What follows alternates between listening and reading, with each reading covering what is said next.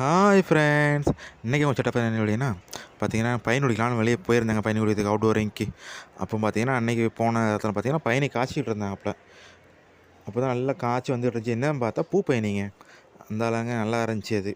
அந்த ஆள் என்ன ஒரு கிளாஸை எடுத்துகிட்டு போய் அவங்க சொன்னாங்க கோரி குடிங்கன்னாப்புல எங்கள்கிட்ட. அந்த ஆள் 2 கிளாஸும் கொடுத்தாப்புல அவங்க. அந்த ஆளை வாங்கி கிளாஸை வாங்கி கோரி நம்பர் ஃபுல்லாக உட்காந்து குடித்தேங்க. நல்லா செம்ம டேஸ்ட்டாக இருந்துச்சுங்க பூ பயணி. இந்த மாதிரி பூ பண்ணினா நான் இப்போ தான் குடிக்கிறேன்.